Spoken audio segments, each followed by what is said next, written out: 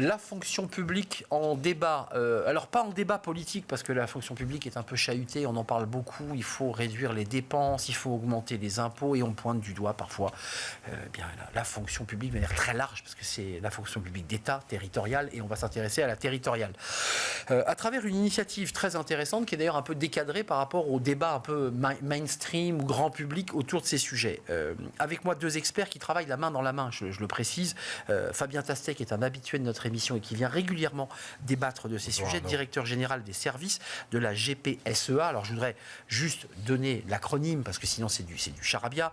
C'est le Grand Paris Sud-Est Avenir, qui est une méthode. Pas du charabia, mais c'est long. C'est long. Non, mais l'acronyme est compliqué. Vous êtes directeur des services de cet espace qui correspond à combien d'habitants ? C'est 350 000 habitants.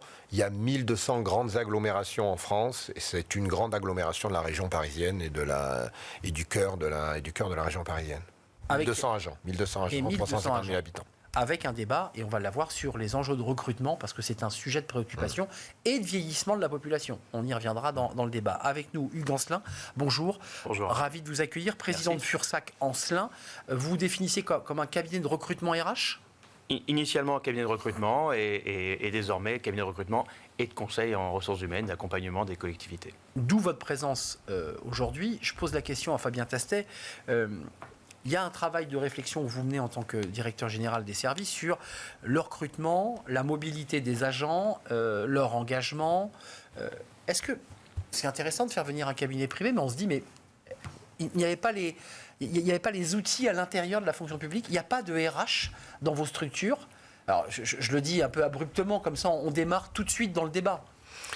Alors, si, parce que sur cette... Sans vous énerver, hein, Fabien. Non, je reste toujours très calme dans vos émissions, mon cher. C'est vrai.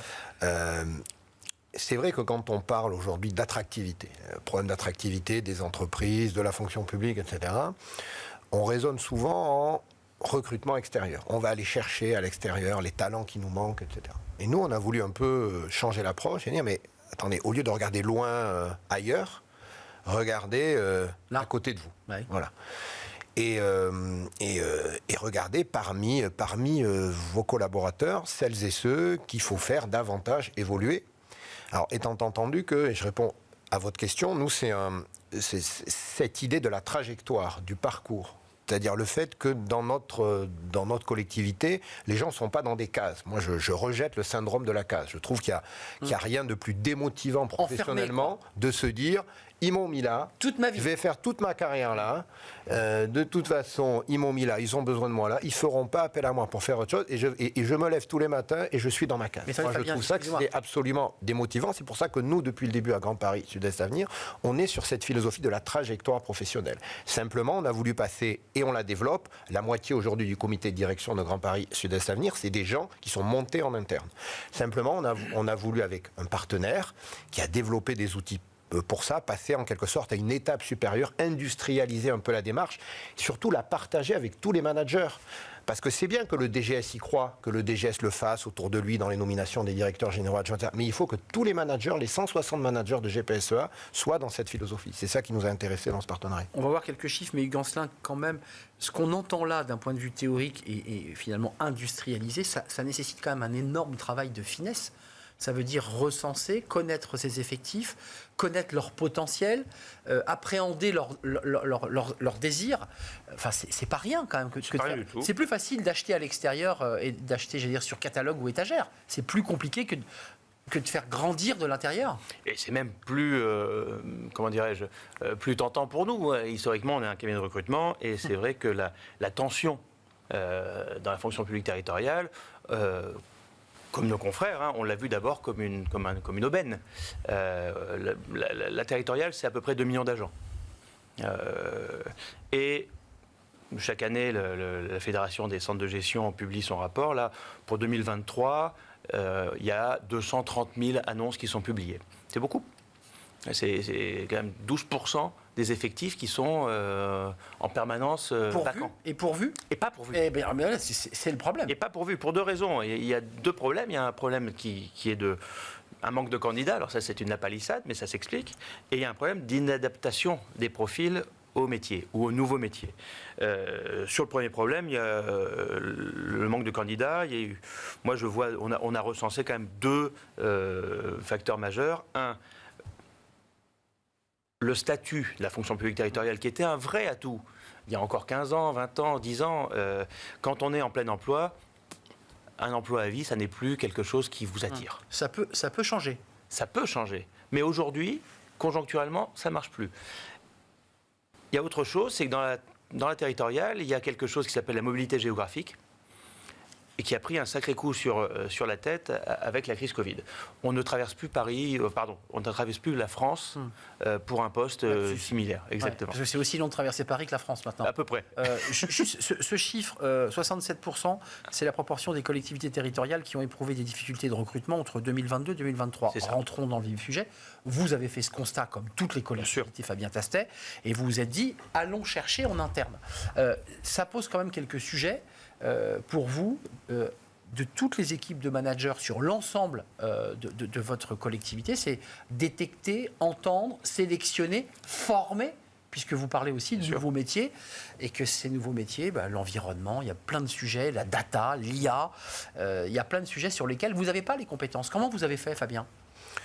Justement, on travaille avec Fursac-Ancelin pour doter chaque manager d'un kit de détection, je vais l'appeler comme ça. C'est-à-dire, c'est quoi les outils pour qu'un manager, dans son entourage, peut-être au moment de dans son entourage professionnel, c'est-à-dire parmi les collaborateurs qui sont placés sous sa responsabilité, peut-être au moment de l'évaluation, comment il va faire, avec quels outils il va pouvoir détecter.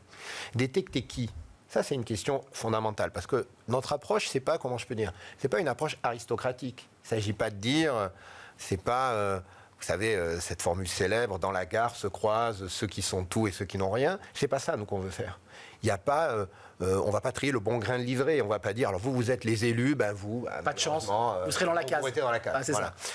Nous, l'idée, c'est de dire, pour chacun, il peut y avoir un moment dans la collectivité où va converger une envie, une aptitude professionnelle et une opportunité dans la collectivité. C'est nouveau ce que vous décrivez là. Ce moment-là, il peut se produire demain, après-demain, dans un an. On n'est pas démago, c'est pas tout le monde tout de suite, mais ce moment-là, pour chacun d'entre vous, il peut se présenter. Et nous, la garantie qu'on vous donne, et c'est ça, je trouve, le message puissant, le message managérial puissant, c'est que quand ce moment se présentera, on saura le détecter et on sera là. On saura le détecter, l'entendre, et on sera là pour vous accompagner pour que les choses se fassent. Parce qu'une fois qu'on sait qu'il y a une aptitude, qu'il y a une envie, qu'il y a un moment, derrière, il faut que les choses se fassent. Il y a plein de freins, y compris il y a des phénomènes d'auto-éviction chez les gens qui disent « non, c'est pas pour moi, je ne vais pas pouvoir me relancer ». Voilà. Et donc, nous, la garantie qu'on veut donner, et c'est un message puissant en termes managériels, au sein d'une entreprise, au sein d'une collectivité, je considère vraiment que c'est un message puissant de dire, vous avez la garantie que nous, votre employeur, au moment où il y aura cette convergence du moment de l'envie, de l'opportunité, on sera là et on accompagnera pour que ça se fasse. Un mot, et même plusieurs, Hugues, sur les outils, parce que là, on entend bien je dirais la philosophie, ce qu'on va instiller, demander au manager. Comment on fait concrètement ? Alors, il y a un premier point qui est l'acculturation, en fait, c'est d'expliquer à tous les managers. Le changement qu'on a intérêt à détecter les gens qui ont du potentiel. Bon. Sans leur faire de l'ombre. Exactement. Non, mais il faut dire les choses aussi clairement. Exactement, bien sûr. Et faire comprendre que tout le monde y a intérêt. Après, nous, on a travaillé sur 2 plans. Un, muscler notre jeu, en termes d'outils objectifs, d'objectivation, de l'évaluation. C'est tout un panel de tests psychologiques qui va du comportemental à la détection des biais. Donc il y a une évaluation, on est d'accord. Oui. Il y a des mais voilà. Et à côté de ça, on a monté, nous, en interne, moi j'ai la chance d'avoir une quinzaine de personnes qui font uniquement du recrutement pour les collectivités territoriales, un vrai modèle de détection des talents, en fait, de définition de ce que c'est un talent. Il faut le définir, oui. Dans le privé, en gros, talent, souvent, c'est une adéquation, compétence, efficience. Et nous, on part sur 3 dimensions. Une évaluation des compétences, évidemment, instant T. Les soft skills, j'imagine aussi. Une évaluation du potentiel, donc de la trajectoire, et on est vraiment là-dessus. Et une dimension qui est vraiment propre au service public, qui est l'engagement. Avec des notions aussi simple et évidente, mais forte que les valeurs. Voilà, il faut être aligné avec son employeur. Fabien Tastet, avant de nous quitter, il reste un petit peu de temps, mais il y a l'enjeu du recrutement et de la démobilisation ou du désengagement de ceux qui disent je ne vais pas faire une carrière dans les collectivités, ça ne m'intéresse pas. On en a parlé, mais il y a aussi les départs en retraite. Il y a 30%, je crois, dans 10 ans, sur la période des 10 ans, des agents qui vont partir en retraite. Donc c'était quoi aussi une manière pour vous d'anticiper ce trou d'air, c'est ça l'idée? Oui, de préparer, bien sûr, d'être capable de préparer la suite, de répondre aussi aux nouveaux besoins, aux nouveaux risques. Aujourd'hui, le monde de l'entreprise, comme les collectivités locales, comme les acteurs publics, ils sont confrontés à des nouveaux risques. La cybersécurité, c'est les attaques modernes de la diligence, en quelque sorte. La question des données, d'autres encore. Donc préparer les nouveaux métiers, les métiers qui montent en puissance, savoir gérer les nouveaux risques. Et puis, il y a quelque chose qui est important dans ce que Hugues a dit, c'est que ce qu'on a voulu construire ensemble aussi, c'est un processus de détection, d'accompagnement des talents en interne qui soit en phase avec l'ADN, la philosophie de la collectivité. Une entreprise, elle a une marque, une collectivité publique, elle a un ADN politique. Il y a des valeurs auxquelles elle croit et ces valeurs, elles guident sa politique managériale.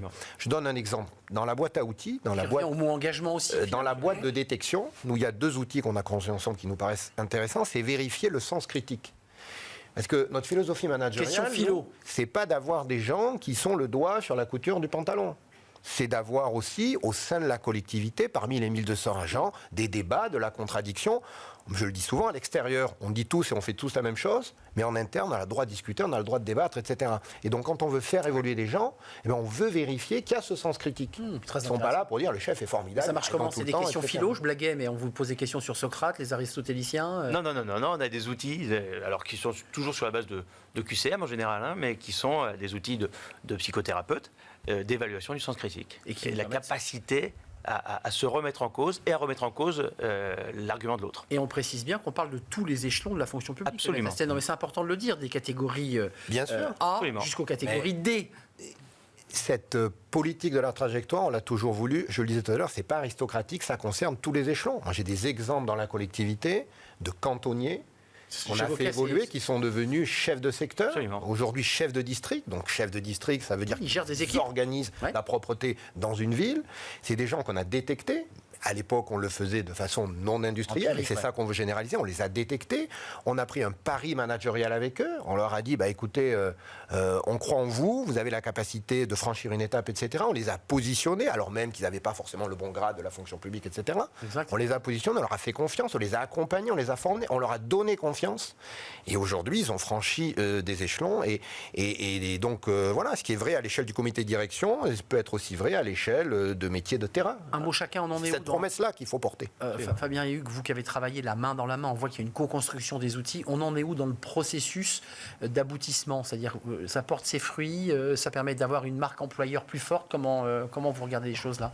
Oui, alors là, on est dans la phase de la diffusion de la boîte à outils. C'est ça. GPSEA, c'est une grande collectivité. Il y a 170 managers. On a une grande conférence managériale qui est prévue le 8 novembre. Absolument. Et Hugues et ses équipes viendront intervenir pour finir de doter les managers de cette fameuse boîte à outils qui vont leur permettre de détecter. Parce que je redis, l'exercice de la détection, c'est pas facile, il ne faut pas se tromper. Il faut le faire en étant parfaitement outillé, et donc c'est notre grand rendez-vous du 8 novembre pour avancer dans ce qui, je crois, est aussi une frontière du management qu'il faut, vers laquelle il faut... Et vous dépoussiérez aussi le regard qu'on porte sur la fonction publique et sur les collectivités, mais qui sont souvent plus dynamiques, je dirais, que les fonctions publiques d'État. Qu'on ne le croit et qu'on ne le raconte. Bien raison, Arnaud. Bien plus dynamique et bien plus propice à l'expérimentation. Et c'est exactement ce qu'on a... On n'a pas besoin de loi pour faire tout ça. On ne demande au ministre aucune loi. Il y en a déjà suffisamment. C'est l'avantage. On lui dit, ne vous dérangez pas, on n'a pas besoin, laissez-nous à partir du terrain innover, créer, on peut faire des choses. On n'a pas besoin de loi. Sud-Est Avenir, quand vous entendrez cet acronyme GPSEA, c'est Grand Paris, Sud-Est Avenir, avec 1200 agents et 120 communes. Non, 16 communes, 1200 agents, 350 000 habitants. 350 000 habitants, voilà, on est complet. Merci Hugues Ancelin, président de Fursac Ancelin. cabinet de recrutement, et on l'a découvert pas seulement, parce que voilà, vous travaillez la main dans la main avec les collectivités. Merci à vous, Fabien Tastet, directeur général des services de GPSEA. Merci à vous deux de nous avoir éclairés, et vous revenez quand vous le souhaitez, évidemment. On termine notre émission avec Fenêtre sur l'emploi, et j'accueille Julien Breuil pour parler des métiers verts. Ils existent vraiment, ces métiers verts, on en parle avec lui.